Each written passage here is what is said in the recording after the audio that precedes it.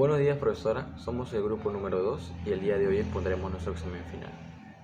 El controvertido gobierno de Manuel Odría en la historia peruana. El gobierno del general Manuel Odría fue uno de los más controvertidos de la historia peruana, pues combinó una política autoritaria y represiva con una cuestión económica y social que impulsó el desarrollo del país. Odría llegó al poder mediante un golpe de Estado contra el presidente José Luis Bustamante Rivero en 1948 y se mantuvo en el cargo hasta 1956.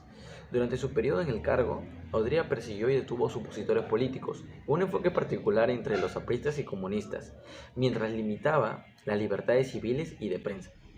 A la par, llevó a cabo proyectos de infraestructura, incentivó la inversión extranjera, impulsó la educación y la salud y mejoró las condiciones laborales de los trabajadores. Ante este panorama surge la pregunta: ¿creen que la estrategia del presidente Manuel Odría de implementar medidas autoritarias y restringir las libertades civiles durante su gobierno en el Perú fueron necesarias para estabilizar el país y promover el desarrollo económico, o consideran que sus métodos fueron excesivos y violatorios de los derechos humanos?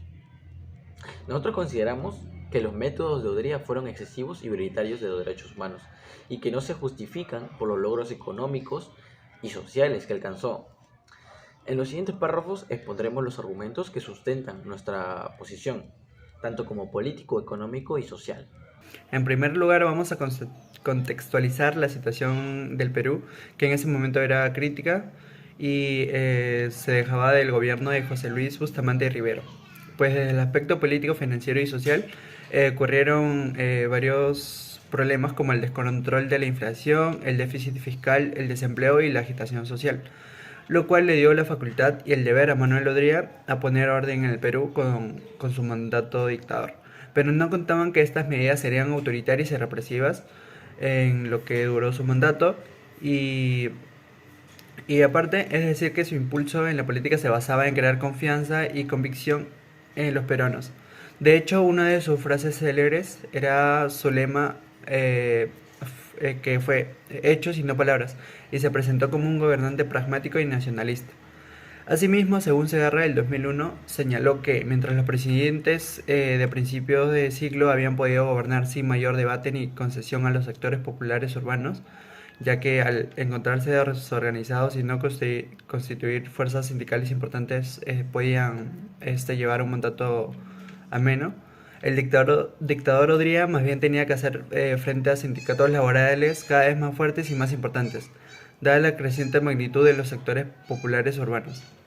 En consecuencia, hubo métodos excesivos y violatorios de los derechos humanos, ya que suprimió las libertades civiles y políticas de los ciudadanos. Es más, persiguió y encarceló a sus opositores, censuró a la prensa, atentó contra la democracia y además se enriqueció ilícitamente. Por lo tanto, su gobierno se caracterizó por ser un dictador de carácter militar y que legitimó con procesos de elecciones fraudulentos. Por consiguiente, bajo los regímenes autoritarios como el de Manuel Odría en Perú, se puede observar una aparente estabilidad económica a corto plazo, gracias a decisiones eficientes y atractivas para la inversión extranjera. Sin embargo, esta estabilidad inicial puede tener consecuencias a largo plazo, como nos señala López Portillo en 2017. El régimen militar, que derivó en personalista, girando alrededor del hombre fuerte, se independizó del apoyo inicial de la oligarquía agroexportadora y buscó la integración nacional y el mejoramiento del nivel de vida popular a través de las acciones gubernamentales. También hubo una dura censura y represión hacia los opositores políticos, y el liberalismo económico se decantó a favor del capital privado nacional y extranjero. El autor nos da a entender que la concentración de poder limita la innovación y la diversificación económica esenciales para un crecimiento sostenible. A pesar de la eficiencia inicial, la incertidumbre política puede disuadir la inversión a largo plazo, y la preferencia por ciertos sectores puede aumentar la desigualdad económica, generando tensiones sociales que afectan la estabilidad económica general. En consecuencia, se puede argumentar que estos factores afectaron negativamente el desarrollo económico de nuestro país, siendo sus métodos excesivos y autoritarios. En tercer lugar, tenemos el aspecto social en el gobierno del presidente Manuel Odría. El problema principal con esta forma de gobernar el país es que si bien en las democracias representativa difícilmente se podría aplicar las políticas fiscales totalmente ortodoxas.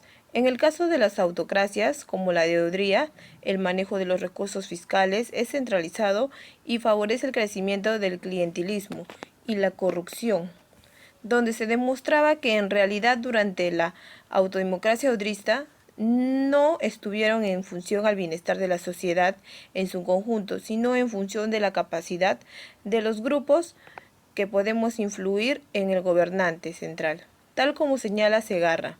En este caso se opta por destinar los recursos fiscales a las grandes obras públicas, muy agradables a la vista, pero no necesariamente rentables para la sociedad en su conjunto. De acuerdo con el autor, nos habla sobre cuál fue la problemática en el gobierno de Manuel Odría que afectó mucho en la sociedad, donde influyó en la corrupción, marcando un gobierno autoritario. En conclusión, nosotros consideramos que los métodos de Odría fueron excesivos y violatorios de los derechos humanos, y que no se justifican por los logros económicos y sociales que se alcanzó. En primer lugar, en el ámbito político, el mandato de Manuel Odría en Perú estuvo marcado por la necesidad de restaurar el orden en medio de una situación crítica en los aspectos políticos, financieros y social. Aunque su impulso inicial buscaba generar confianza mediante un lema pragmático y nacionalista, su gobierno tomó un giro autoritario y represivo. En segundo lugar, en el ámbito económico, aunque los regímenes autoritarios como el de Manuel Odría en Perú lograron una aparente estabilidad económica a corto plazo, mediante decisiones eficientes, la concentración del poder y la falta de diversificación económica y la represión política generaron consecuencias negativas a largo plazo. En tercer lugar, en el ámbito social, el gobierno del presidente Manuel Odría evidenció un manejo centralizado de los recursos fiscales en el que predominaba el clientelismo y la corrupción. Aunque se destinaron fondos a grandes obras públicas visualmente atractivas, según Segarra, estas no siempre resultaron rentables para la sociedad en su conjunto. Gracias.